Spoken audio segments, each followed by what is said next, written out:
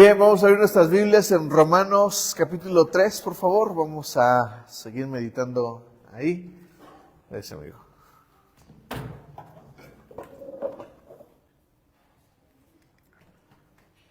Bien, entonces, gracias. Romanos capítulo 3.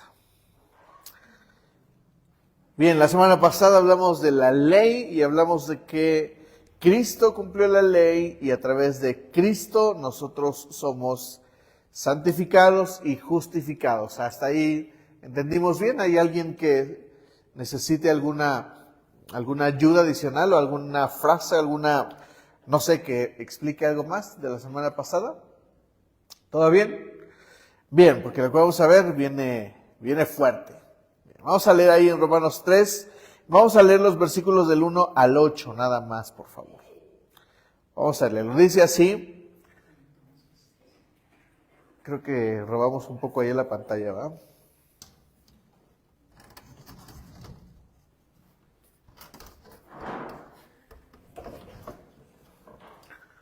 Gracias, Juan. Creo que no se puede mucho, amigo, porque el cable el HDMI está cortito. Ahí está bien, ¿no?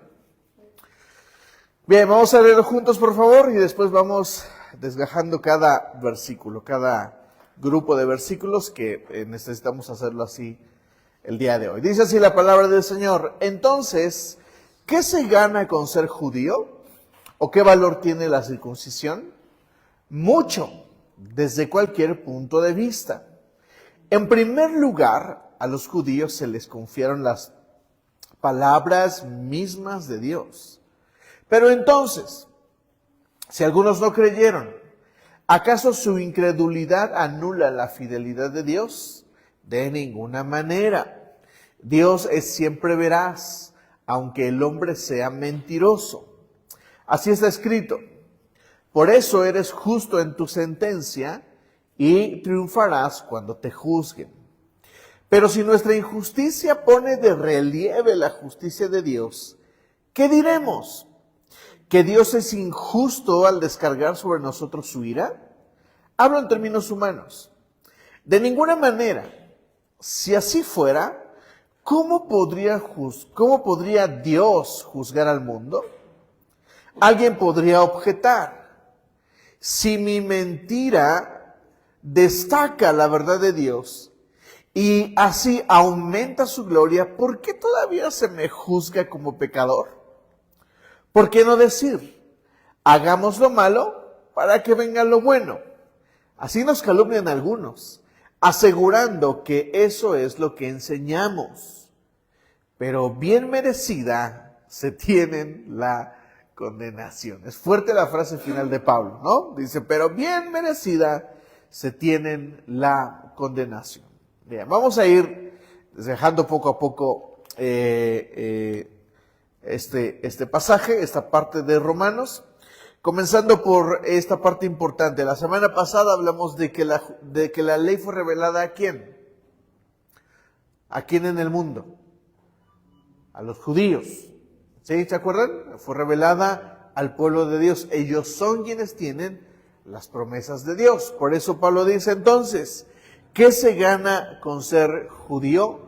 ¿O qué valor tiene la circuncisión? Entonces, la pregunta primera que plantea Pablo es esto.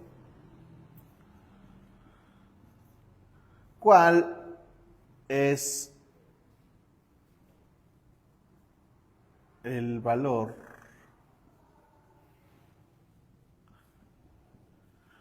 de ser judío? Y Pablo responde y dice, mucho desde cualquier punto de vista.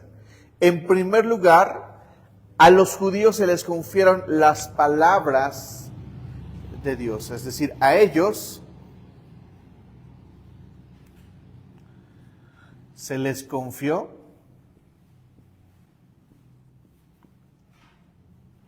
la palabra de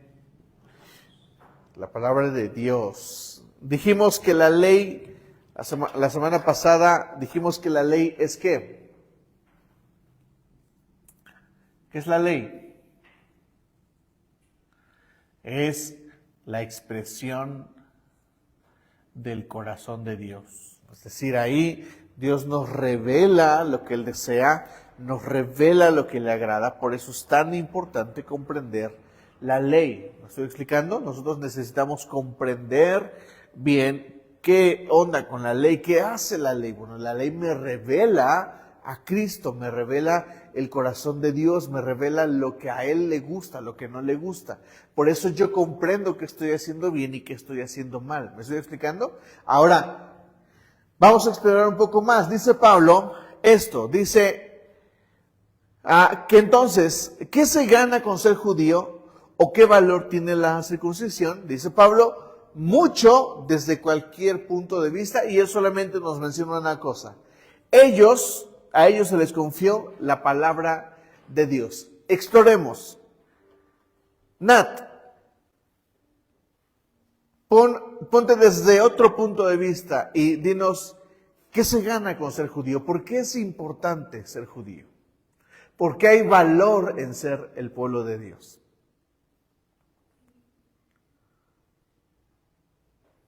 Cualquier idea está bien.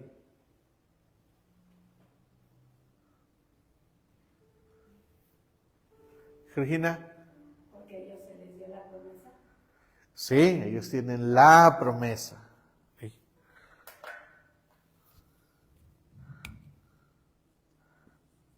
¿Qué promesa dirías tú? Ser un pueblo grande como las estrellas. Exacto, de ser un pueblo. Oh, imagínense estas promesas. Bendeciré al que te bendiga y maldeciré al que te maldiga. ¿Sí va eso? O sea, el pueblo de Dios tiene las promesas de Dios. Dios prometió en su palabra que el pueblo regresaría a su tierra, incluso con detalle de fechas. Y en el año, perdónenme, se me fue el año, cuando Israel regresó a su pueblo, cuando el pueblo judío regresó a Israel, lo que hoy es Israel, lo que siempre ha sido la tierra prometida, siempre ha estado de presente la promesa de Dios de que los traería de regreso a la tierra. Entonces, hay un montón de promesas de Dios que ellos recibieron. Dulce, ¿por qué es de valor ser judío? ¿Qué valor encuentras en ellos?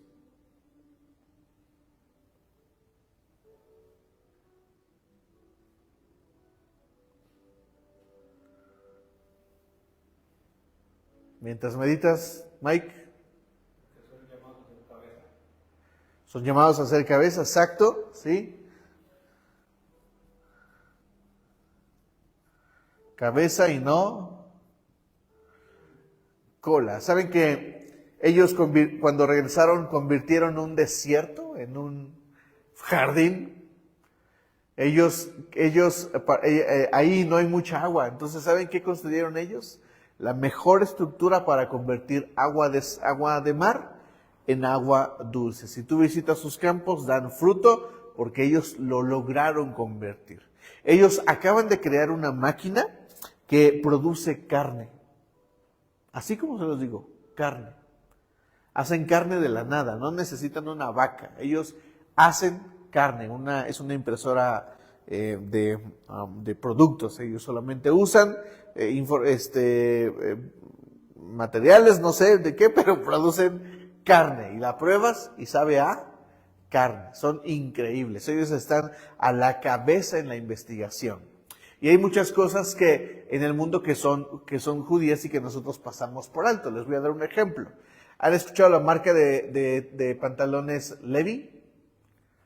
¿Qué les dice? ¿De la tribu de qué? Esos pantalones son entonces ¿de quién?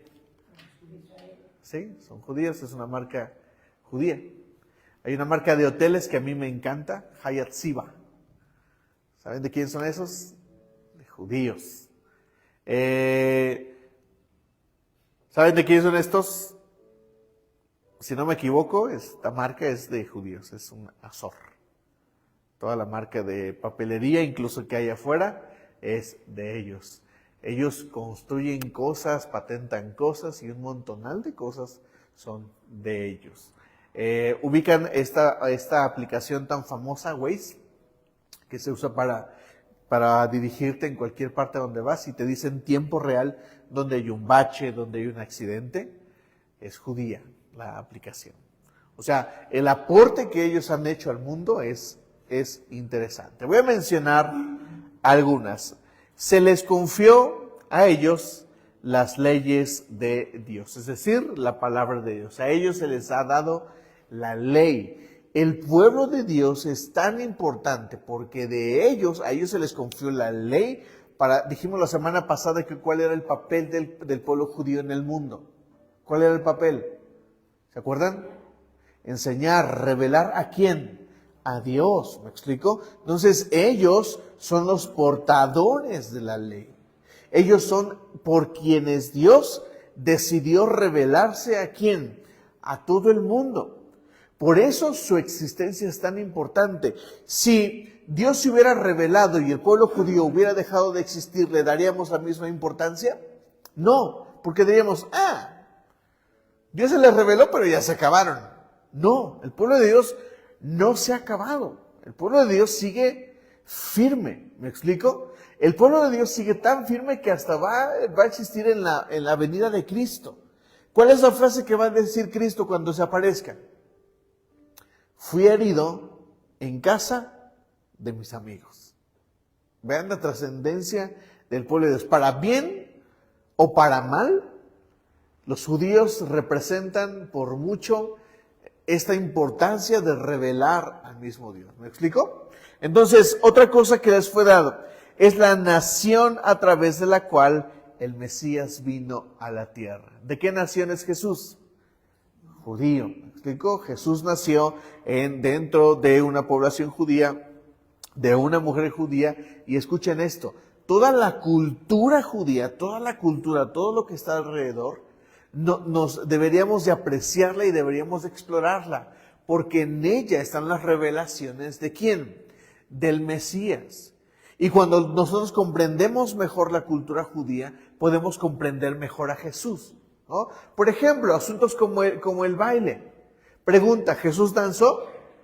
La Biblia no lo dice, pero se asume. ¿Dónde, pastor? En la última cena, la Biblia dice que ellos cantaron himnos, que cantaron los himnos. ¿Qué himnos? ¿Cómo podemos saber cuáles? Por la cultura judía, porque la Biblia y la ley, la cultura decía que cuando se hacía esta cosa de la Pascua, había un momento ¿para qué? Para danzar. Entonces Jesús seguramente brincó. ¿Con quién? ¿Con mujeres? No. ¿Por qué? ¿Cuál es la cultura judía acerca del baile? Hombres con hombres, mujeres con mujeres. ¿Ven? Vamos entendiendo más. Por eso nosotros necesitamos comprender que la cultura judía se entiende más. Podemos entender, por ejemplo, en las parábolas, mucho más de Jesús por las parábolas y por la cultura judía. Por ejemplo, la parábola de las vírgenes. ¿Quién era el que anunciaba? ¿Por qué se anuncia? Ya viene el novio. ¿Quién lo anunciaba? El algo así como el padrino de la boda. ¿Quién es el padrino? ¿Quién simboliza el padrino? ¿Quién es esa persona que nos revela que ya viene Cristo? El Espíritu Santo. ¿Me estoy explicando?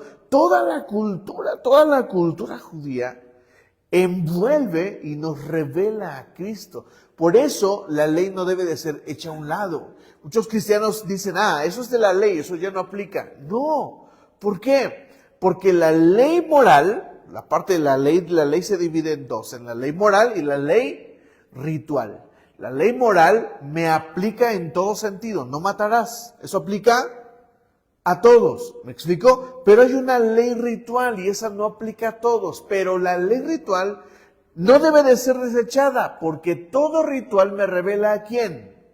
A Cristo. Cuando esa persona hacía el traspaso de pecados con su mano hacia el animal, que esto es una ley ¿qué? ritual, podríamos, eso ya no se practica, ya no deberíamos de hacerlo. Tampoco la circuncisión, pero la circuncisión, ¿qué me simboliza? Dijimos la semana pasada. ¿La circuncisión de qué? Del corazón, ¿me explico? Y la ley ritual del sacrificio, ¿qué me simboliza? A Cristo cargando mis pecados, ¿me explico? Ya no se hace, pero debo de examinarla, de profundizar para comprender cómo la Biblia me revela, cómo la ley me revela en todo sentido. ¿A quién? A Cristo. ¿Me explico? ¿Sí queda claro esto? Otra cosa que es dada a los judíos es que fue bendecida por los pactos con Dios. Todos los pactos que hizo Dios con los israelitas, al día de hoy, se siguen cumpliendo. Todos y cada uno de ellos. O sea, Dios prometió que se iban a multiplicar como la arena del mar y nadie los ha podido parar. Los han tratado de matar, Hitler trató de eliminarlos. La Iglesia Católica, porque muchos creen que solamente Hitler los intentó matar, no. Cuando Jesús murió, se funda la Iglesia, entonces sale Constantino, el Papa, o quien funda la Iglesia Católico Romana, por eso la Iglesia Católica es cristianos, apostólicos, romanos. Ese es el nombre de la Iglesia Católica.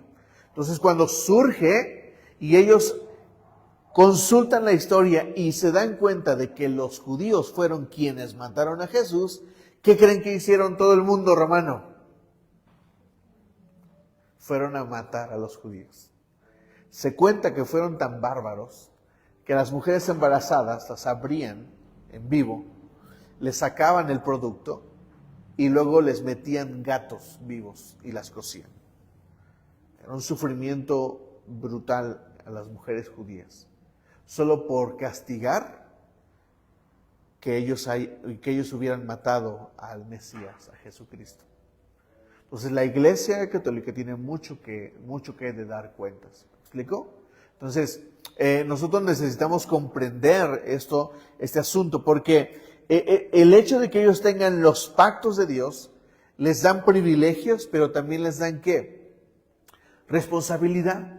¿Me explico? Muchos de ellos podrían decir, yo no quiero la responsabilidad de ser judío, pero lástima, si eres judío, ¿qué tienes? Responsabilidad. ¿Con quién? Con Dios. ¿Me explico? Dime, Rubén. También los romanos ahí estuvieron mal, ¿no? Porque a los que mataban no fueron los judíos del tiempo de Jesús. Sí, lo que hicieron fue por unos pagan todos. Pagaron todos. Y yo me pregunto, si Dios siempre defendía a su pueblo y siempre le hizo promesas de victoria y todo, ¿por qué dejó tanto sufrimiento de su pueblo? Por ejemplo, con Hitler, ¿no? En los campos de concentración, los torturaban, pocos salieron de ahí vivos. Es una pregunta justa y es una pregunta muy interesante. Rubén pregunta por qué, si Dios prometió defenderlos, ¿por qué no lo hizo? Bueno, primero tengo que decir esto. Si ellos se apartaron de Dios, ellos se salen fuera de la protección de Dios. ¿Me explico? Es como la cobertura, la cobertura de la que nosotros hablamos. El Señor ha provisto atmósferas correctas para nosotros. Alguna vez les prediqué y yo constantemente hablo de las atmósferas de Dios.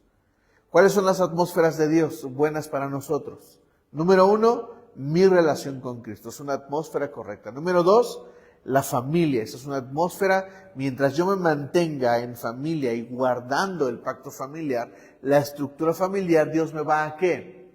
A bendecir. ¿Me explico? Ahora, ¿qué pasa si estoy viudo, si estoy viuda, si me abandonaron? No estoy hablando de que eso me haga el culpable. ¿Me estoy explicando? O sea, no me coloca en un lugar malo, porque yo no soy el culpable de hacerlo. Entonces, la tercera atmósfera que Dios ha preparado para mí es la iglesia. Mientras yo me mantenga en la iglesia, es una atmósfera correcta para mí. Pregunto, ¿qué va a pasar con mi vida si me salgo de esa atmósfera? ¿Qué pasa? ¿Me va a ir bien? estoy fuera. ¿Me explico? Estoy fuera. ¿Y qué me puede proteger? No es que Dios no me pueda proteger. En cualquier momento Dios va a cumplir su promesa y me puede jalar, pero yo tengo algo que se llama libre albedrío. Y si yo elijo estar lejos de Dios, ¿qué me queda? ¿Me explico? Ese es el primer argumento, Rubén. Y el segundo tiene que ver con el justo juicio de Dios. Solamente voy a mencionar esto. Hay un libro muy interesante que se llama Israel, Gog y el Anticristo. En ese libro, el autor explora y calcula los años que Israel ha sufrido y los calcula en base a los latigazos de Jesús. Y él hace una cuenta y sale que los latigazos calculados ahí por tantos años da igual a la cantidad de años que el pueblo de Dios ha sufrido. ¿Como consecuencia de qué? Precisamente de no haber identificado a su Mesías, pero sobre todo de haberlo juzgado mal. ¿Me explico? Es una perspectiva interesante. Yo les recomiendo consultar ese libro. Se llama Israel, Gog y el Anticristo. Lo encuentran en línea, ya está gratis. Mike, si lo puedes compartir para pasarlo a la iglesia, estaría muy bien. Listo. Entonces, ¿alguien tiene alguna otra idea de por qué los judíos son importantes? Porque pues, Dios los escogió como su pueblo. Sí, Dios los escogió. Sí. Escogido a él, ya siendo judío, tienes esa importancia de ser Exacto. pueblo de Dios. Sí, son el pueblo de Dios. La iglesia está llamada a interceder ¿por quién? Por Israel. Nosotros debemos llorar constantemente por el pueblo de Dios. Debemos de interceder por ellos. ¿Me explico? ¿Significa eso que todo lo que hacen está bien? No. ¿Me explico? Porque muchos consideran que porque el pueblo de Dios en este momento, en este tipo de guerra con Gaza y toda la gente que Netanyahu decidió atacar, muchos consideran que eso está bien. De primera línea, mi perspectiva es que está bien. ¿Por qué, pastor? Bueno, porque los judíos en su cultura no atacan, ellos se defienden. ¿Me explico? ¿Por qué inició Netanyahu el ataque contra Gaza? ¿Se acuerdan qué fue lo que lo detonó? El ataque terrorista de hace un año y medio. ¿Me explico? Eso fue lo que detonó ¿qué? La defensa. Lo que hace Israel es defenderse. Hay cosas que nos pudieran como friquear en la mente. Por ejemplo, ¿matar en la guerra es pecado? No lo es. Ay, pero la ley dice no matarás. Sí, pero la ley implica, la ley también dice defiéndete. ¿Me explico? Y si en defenderme puedo salvar mi vida, aunque en el camino alguien muera, eso es legal. ¿Qué harían ustedes? Piénsenlo. ¿Qué harían ustedes si alguien los atacara? ¿Se defenderían? Es correcto. Dios los mandaba a ellos vas a conquistar a ellos a espada, ¿no? Exacto. Espada, yo digo que vayas y no tengas miedo, porque vas a ganar. Sí. Pero era por defender lo que Dios decía que iba a hacer para los judíos. Yo diría que ahí tendríamos que hablar de otros asuntos un poco más profundos, pero va por ahí la línea, va por ahí. ¿Me explico? ¿Por qué Israel siempre en la guerra está bien que otra vida se vaya? Porque estoy defendiéndome a mí mismo. ¿Me están entendiendo? Por eso la ley afirma que lo dice en defensa propia. ¿Me están entendiendo? Y tenemos que comprender estas cosas porque tenemos que plantear bien los principios bíblicos, porque a veces no los comprendemos bien, pero es muy interesante considerar estas cosas. Bien, hasta aquí voy a dejar esa parte de por qué es importante ser judío. No digo que sean lo mejor, no digo que sean la Coca-Cola, la última Coca-Cola en el desierto, pero Son el pueblo de Dios y son un pueblo importante.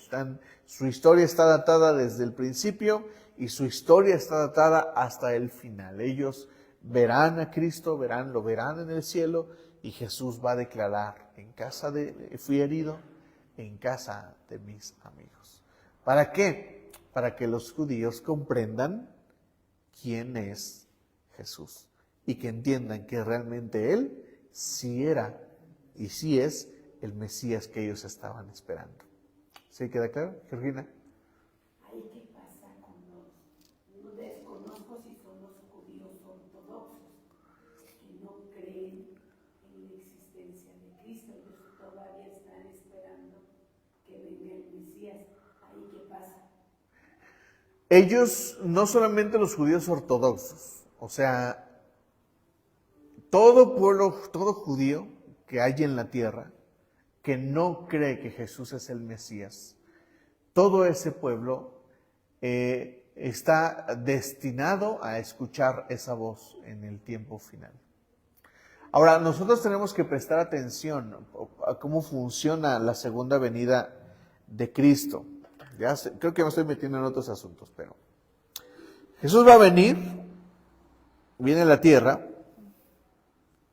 a hacer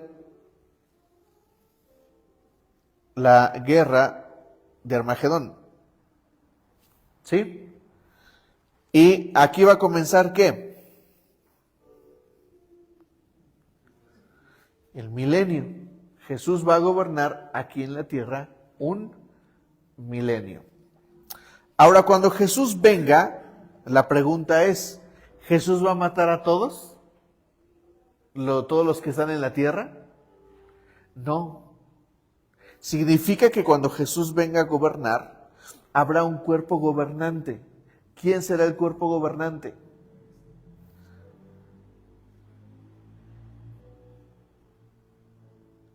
La iglesia. Por eso nosotros necesitamos madurar, crecer, porque cuando Cristo venga y estemos aquí, ¿quién creen que va a gobernar? Ustedes, yo. ¿Entienden por qué la responsabilidad de nuestro crecimiento? Porque si nos toca a nosotros que Jesús venga e instale el milenio, ¿quién va a gobernar? La iglesia. ¿Me explico? ¿A quién va a gobernar? A todo el mundo. En este momento, Satanás va a ir a ser atado. Pero luego, antes de que termine el milenio, ¿qué va a pasar? Satanás va a ser soltado. ¿A quién se va a llevar Satanás? ¿A la iglesia? No, a quienes no creyeron. ¿De quién? Del mundo. ¿Sí se la están agarrando? Esa es mi interpretación. Y es la que pueden encontrar en los libros. ¿Sí me están entendiendo? Entonces nosotros vamos a gobernar el mundo. Nosotros vamos a estar en los lugares principales. El papel de la iglesia es gobernar en el milenio. ¿Me explico? Por eso necesitamos proyectarnos en ese nivel. Porque no es casualidad que nosotros seamos nombrados reyes y sacerdotes. ¿Quién va a ministrar en el milenio? Nosotros. ¿A quién? Al mundo. ¿Por qué Satanás va a ser soltado? Uno diría, no es justo que sea soltado, ¿están de acuerdo? Pero es justo. ¿Por qué? Porque hay todo un mundo que todo este mundo que va a vivir en el milenio, reciba ¿qué? ¿O experimente qué? Pues la tentación del diablo. ¿Me estoy explicando? Y la Biblia dice que aquí a muchos todavía se van a ir. ¿Ok? A los que estén viendo este video, espero no estar diciendo herejías. ¿Vale? Bien. Entonces, ¿qué va a pasar con todo este pueblo? Pregunta Georgina. ¿Dios los va a castigar? Pues no precisamente, pero los judíos van a reconocer a su Mesías. ¿Me explico? Van a reconocer quién es Él. Van a ubicarse y yo pienso que muchos en ese momento van a elegir creer y otros simplemente no. A quienes decidan no creer, simplemente van a morir. ¿Y a dónde van a ir? Pues al infierno, porque ¿qué necesito para ser salvo? Creer en Cristo. ¿Me estoy explicando? Bien, pasamos a la siguiente parte. Dice en Romanos 3:3. Pero entonces, si algunos no creyeron, ¿acaso su incredulidad anula la fidelidad de Dios? Pablo plantea esta pregunta. ¿De quién está hablando? Si ¿algunos quiénes? Judíos. Exacto. Él dice, si algunos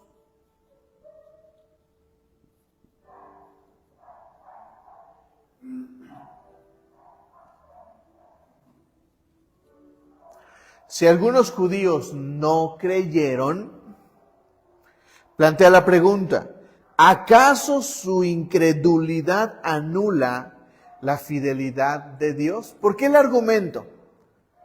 Porque podríamos decir, Dios dio la ley, pero nadie la obedeció. De hecho, yo pregunto, ¿algún judío cumplió completamente la ley? No. Pregunta, ¿esto invalida la ley de Dios? No. ¿Por qué Pablo hace este argumento? Porque muchos podrían pensar que porque es imposible cumplirse, entonces no sirve. ¿Me estoy explicando? Si la ley no se puede cumplir, entonces, ¿para qué sirve? Y muchos podrían argumentar, si no sirve, si no se puede cumplir, si no puedo cumplir la ley de Dios, entonces, ¿para qué la pones, Dios? ¿Me está entendiendo? Y suena lógico, ¿están de acuerdo? Pero eso es un pensamiento incorrecto.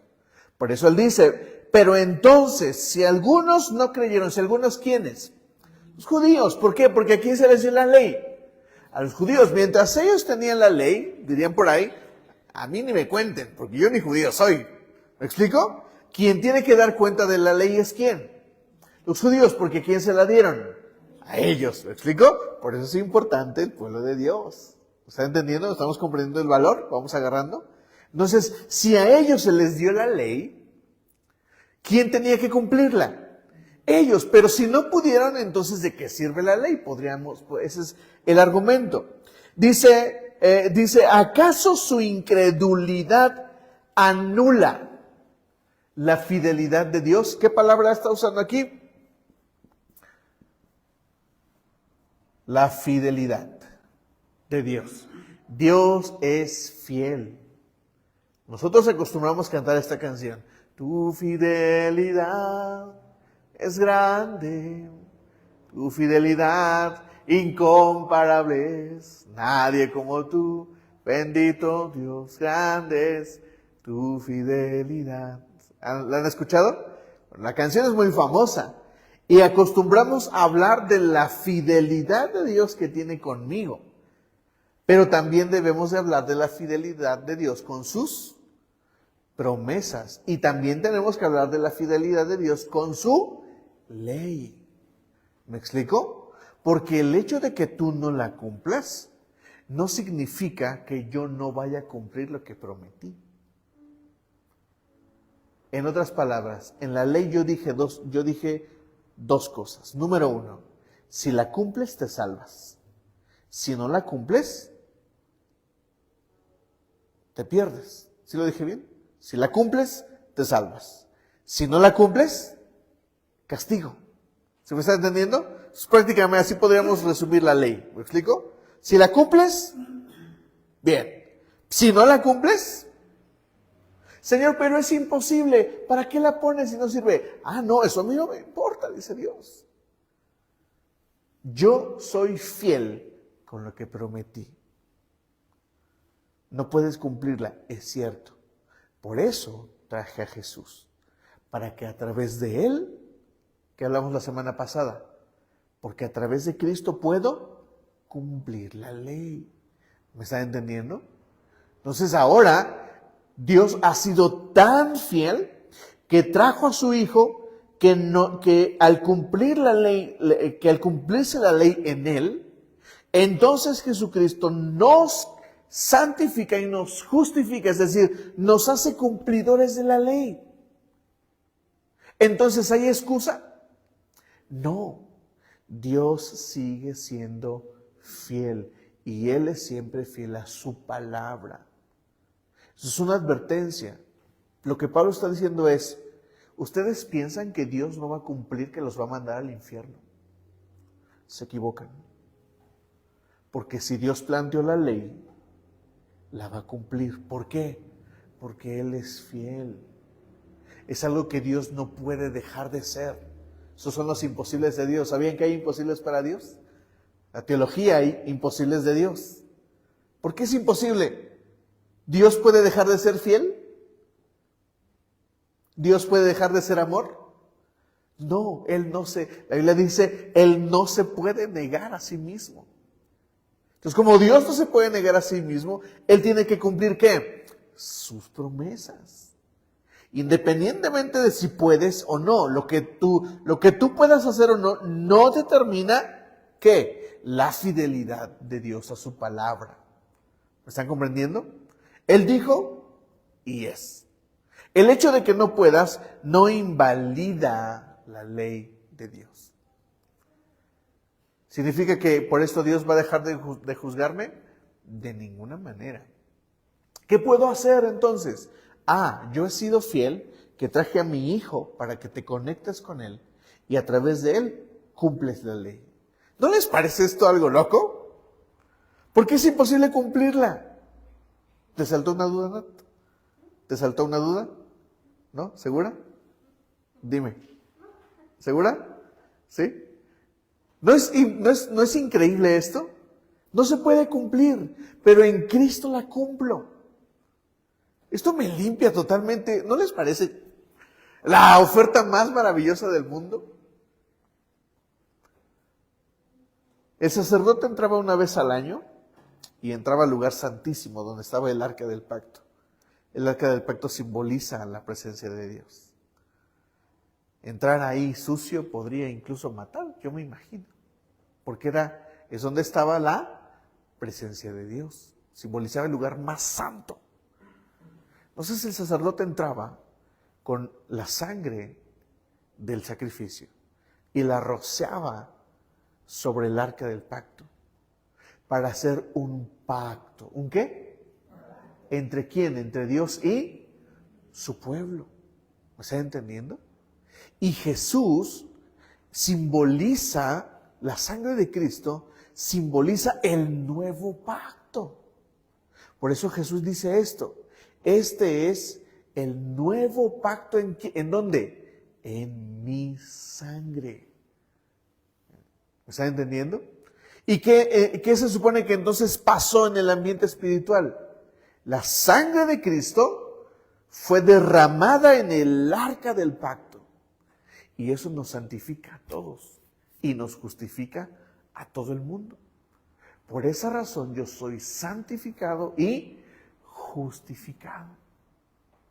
¿Me explico? ¿Tenemos acceso? Sí. ¿Cuánto cuesta?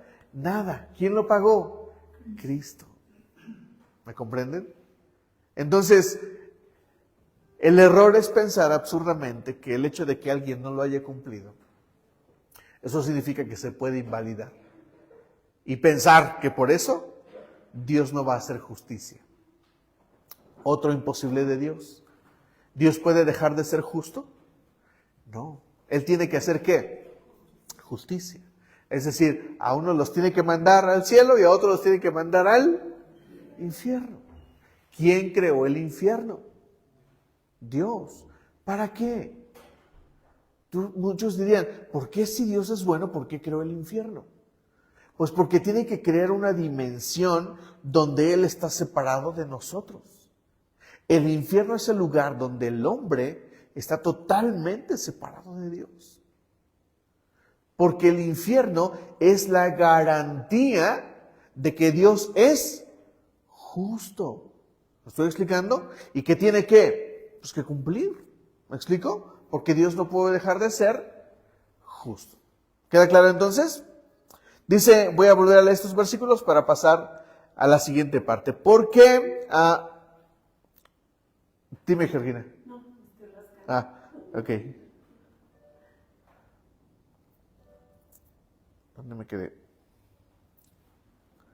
Dice, pero entonces, si algunos no creyeron, ¿acaso su incredulidad anula la fidelidad de Dios? De ninguna manera. Dios es siempre veraz, o sea, verdadero. Aunque el hombre sea mentiroso, así está escrito. Por eso eres justo en tu sentencia y triunfarás cuando te juzguen. ¿Qué pasaje es ese? Está ahí en el Salmo 51, versículo 4. Vamos a leerlo rápidamente para pasar a la siguiente parte. Salmo 51, versículo 4. ¿Recuerdan qué salmo es este? Es un salmo de David, es el que escribió después de haber pecado con Betsabé. ¿Cuál fue el castigo de Dios? ¿Se acuerdan? Su hijo murió, ¿me explico? Y David está siendo cargado del juicio de Dios, lo podríamos decir así. Y él en su sufrimiento, yo me imagino, trato de imaginarme, que David lloraba y le decía a Dios, perdona al niño, no lo dejes morir, mátame a mí. ¿Qué culpa tiene el niño de mi pecado? ¿Me explico? Pero el juicio de Dios fue ¿cuál? Tu hijo va a morir. Y muchos podrían decir, Dios, no me castigues.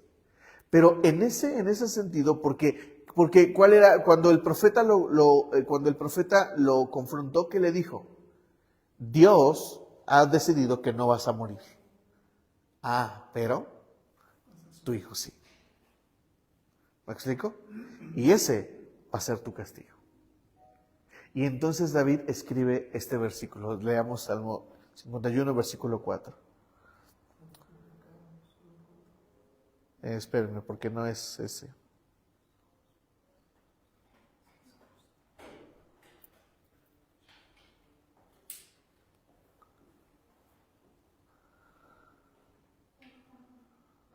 Bueno, sí es ese, pero está más enfocado en la versión 60. Espérenme, déjenme ubicarme bien en el versículo.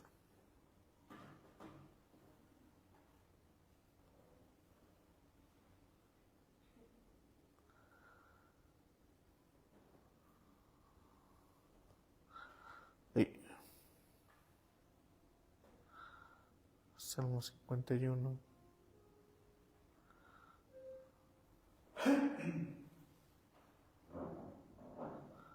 Versículo 4. Dice así, contra ti he pecado, solo contra ti, y he hecho lo que es malo ante tus ojos. Por eso, ¿qué dice? Tu sentencia. ¿Cuál sentencia? Sí. Es justo. Dios, has hecho juicio conmigo y has dictado sentencia. Y eso a mí me dice que tú eres justo. ¿Lo está entendiendo? Y David entonces puede comprender que está pagando lo que sembró. ¿Lo está entendiendo? A sus ojos, tal vez el juicio de Dios no está bien, porque él pudo haber dicho, sí, pero yo fui el que pecó, pégame a mí, no a él. ¿Me explico? Pero Dios hizo juicio. Y a los ojos de David, él podría decir, él no tuvo la culpa, la tuve yo. ¿Quién debería de pagar? Yo. Pero es increíble que David diga estas palabras. No importa cuánto yo diga que es injusto o cuánto lo piense. Él dice, tu sentencia es justa. ¿Me entienden? Nosotros muchas veces podríamos decir del sufrimiento de las personas, Dios no es justo. Pero la verdad, tenemos que aceptar una cosa, que Dios es justo. ¿Me comprenden?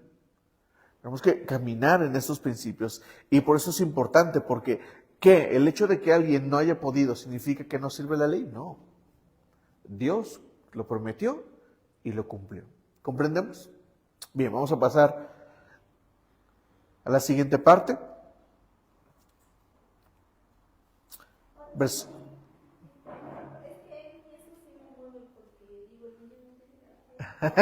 sí, qué culpa tuve el niño.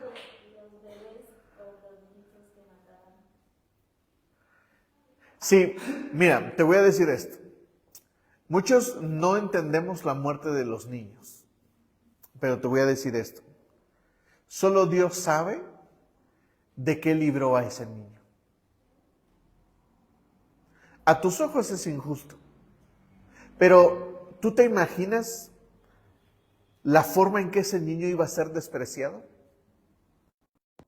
¿Sabes por qué? Porque no era un hijo legal. ¿Sabes qué iba a tener que hacer David como padre? Lo iba a tener que echar. Porque tenía que ser tratado como un bastardo. Un hijo fuera de, entre comillas, porque tenía un montón de mujeres el vato, pero entre comillas, ese niño era un niño fuera del matrimonio. ¿Me explico? Para mí ese es un argumento bueno. Yo digo, perdón la expresión, pero qué bueno que el Señor se lo llevó. Muchos niños hoy mueren y nosotros podríamos decir que injusto, pero nosotros no conocemos su futuro. Hijos de padres violentos, de padres violadores. ¿Me explico? Y tal vez deberíamos de comprender que Dios los está librando en vez de castigarlos. ¿A dónde van los niños que mueren? ¿Al cielo o al infierno? ¿Por qué? Porque de los niños es el reino de los cielos. Entonces, a nuestros ojos es, ¿qué pasó? Dime, Rubén. Yo lo veo así. Si lo hubiera matado él, pues no tendría castigo, no sentiría nada.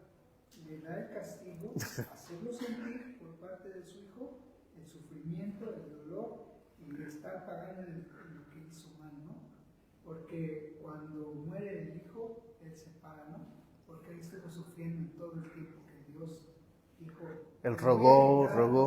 No me lo quites, por favor, yo soy el culpable. Mi hijo no, me lo dice Dios.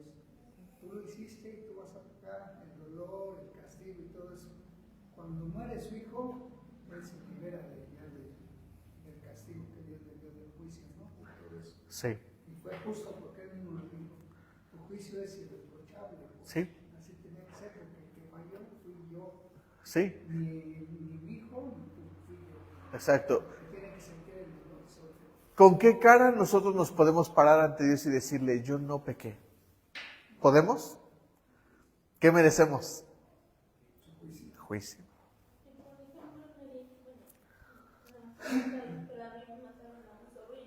Sí.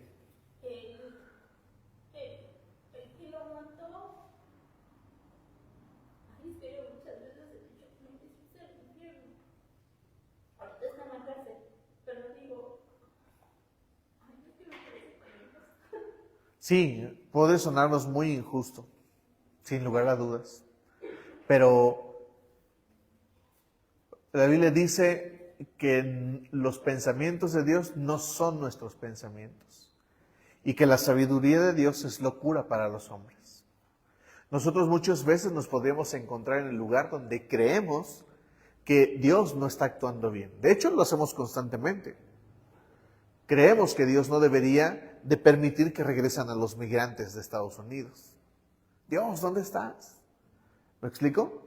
Pero nosotros necesitamos comprender que Dios tiene la razón. ¿Me explico? Hay una cosa que yo le aconsejé hace tiempo a una persona de la iglesia, pasaron una temporada mala. Y yo les dije esto, porque creo que deberíamos de hacerlo. Yo les dije, aprendamos a descansar en la voluntad del Señor. Yo debo de aprender a descansar en su voluntad.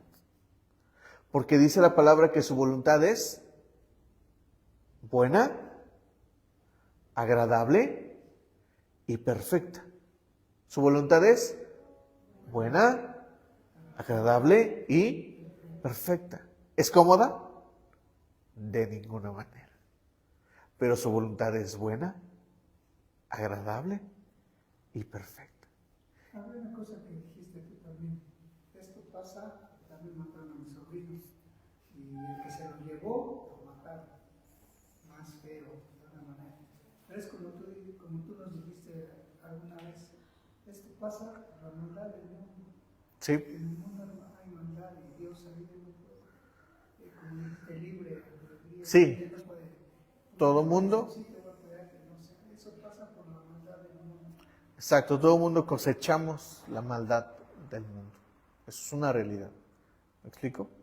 Entonces, si la voluntad de Dios es buena, agradable y perfecta, no es cómoda, pero es buena, agradable y perfecta. Esto me capacita, ¿para qué? Para descansar en su voluntad.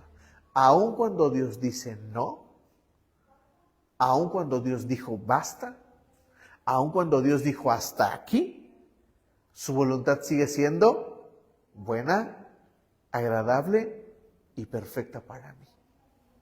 ¿Me explico? Y nosotros necesitamos aprender a descansar en su voluntad. Ahora déjenme digo esto más fuerte. Debemos de aprender a descansar en el juicio de Dios. ¿Me comprenden? No estoy diciendo que Dios va a venir a castigarnos y que ya, no estoy diciendo eso. Pero digo esto así porque David lo dijo. Él está pasándola mal. Y él dice, mira, yo pudiera argumentar todo. Yo sé algo. Que tu juicio es justo. ¿Me explico? ¿Me comprenden? Porque no sabemos. Mi pastor da bastantes argumentos y él dice, ese niño estaba destinado al sufrimiento. En cambio, Dios le permitió a David conectarse con Betsabé en el marco legal y tener al próximo rey de Israel. ¿A quién? A Salomón. ¿Ven cómo Salomón es la promesa cumplida?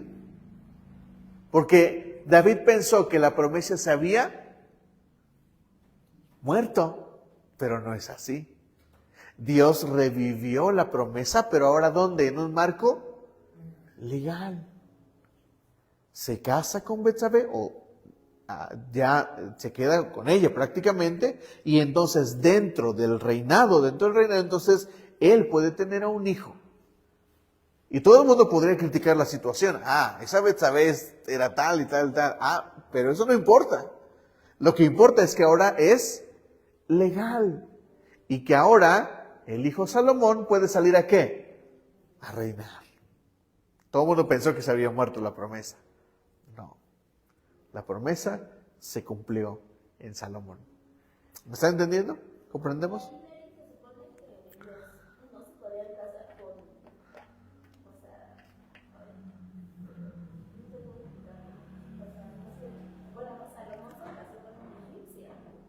Sí. No, pero ahí está. O sea, si tú lees la historia de Salomón, así dice claramente. Lo voy a parafrasear. Dice algo así como, el baboso fue y se metió donde no debía. Y Salomón escribe un montonal de cosas bien sabias acerca de eso. Pero curiosamente, la egipcia es a la mujer a la que él ama. ¿Qué dice Cantares del color de la amada? Que era muy ¿qué? Morena. La mujer de Salomón a la que él amaba, a la que él quería, porque se tiene que entender que en el pasaje bíblico se comprende que tal vez los reyes tuvieron muchas mujeres o que los patriarcas tuvieron muchas mujeres, pero de David se dice, y David amó a Betsabé. Jacob amó ¿a quién? A Rebeca. Abraham amó ¿a quién? A Sara. Y todos tuvieron varias mujeres, pero ellos amaron ¿a cuántas? A una. Lo cual nos habla del plan de Dios, del diseño de Dios de una sola mujer en nuestra vida. ¿Me comprenden? Entonces, el hecho de que Salomón haya tenido una mujer que no sea de su cultura, no lo constituía pecado. Porque el asunto es que los judíos, sí es cierto, por cultura deben de mantenerse dentro de, es decir, judíos con judíos, pero eso no implica que una mujer no pueda venir y yo la haga parte de mi tribu. ¿Qué fue lo que pasó después? ¿Qué dice la Biblia de Salomón? que sus mujeres lo hicieron ¿qué? Pecar. ¿Me explico? Ahí es cuando el baboso regó el tepache. ¿Me explico? Otro día hablaremos de eso, quiero terminar esto. Romanos 3, versículo 5, dice, pero si nuestra injusticia, ¿voy bien, May? ¿Qué me falta? ¿Ya me pasé? ¿Terminamos o lo dejamos para la próxima? ¿Terminamos? ¿Seguros? ¿Segura, Nat? ¿O me paro? ¿Le sigo? Voy a hacerlo lo más rápido posible. Dice, pero si nuestra injusticia pone de relieve la justicia de Dios, ¿qué diremos? ¿Que Dios es injusto al descargar sobre nosotros su ira? Hablo en términos humanos. De ninguna manera. Si así fuera, ¿cómo podría Dios juzgar al mundo? Alguien podría objetar, escuchen ese argumento, porque Pablo está peleando contra este argumento, por eso dijo lo anterior. Dice así, si mi mentira destaca la verdad de Dios y si aumenta su gloria, ¿por qué todavía se me juzga como pecador? Aquí va la dinámica. ¿Qué dice aquí? No abrir. ¿Sí dice no abrir? ¿Sí le puse? Sí dice no abrir. ¿Qué dice? ¿De quién son las donas? ¿De quién son? Mira, ahora supongamos que esto es la ley. ¿Sí? ¿Qué dice la ley? No abrir. Ahora Rubén se escabulle y Rubén dice no abrir, pero yo tengo hambre y voy a ¿qué? A abrirlo. Entonces Rubén abre. ¿Qué hizo Rubén? ¿Rompió? La ley. ¿La ley de quién? Mía. ¿Qué está haciendo Rubén al romper la ley? Sí, vayan más profundo. ¿Qué más? Vayan más profundo. Escuchen, ¿de quién era la ley? Mía. ¿Qué hizo Rubén? Rompió mi ley. ¿Qué está haciendo Rubén al romper la ley? ¿Qué más? Vayan profundo. Profundicen.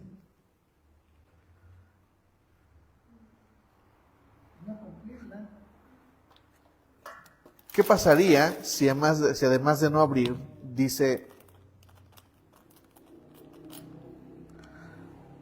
a ver si alcanzan a ver, dice, Neri, trae mi nombre. ¿Qué rompió Rubén?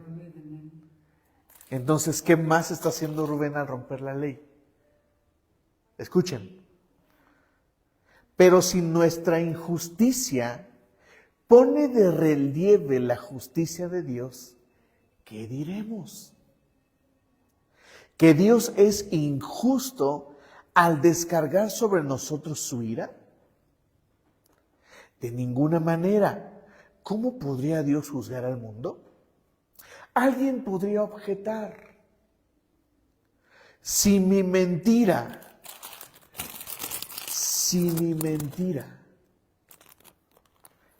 destaca la verdad de quién? De Dios. Y si así aumenta ¿qué? ¿Por qué aumentaría mi gloria si Rubén rompe mi ley?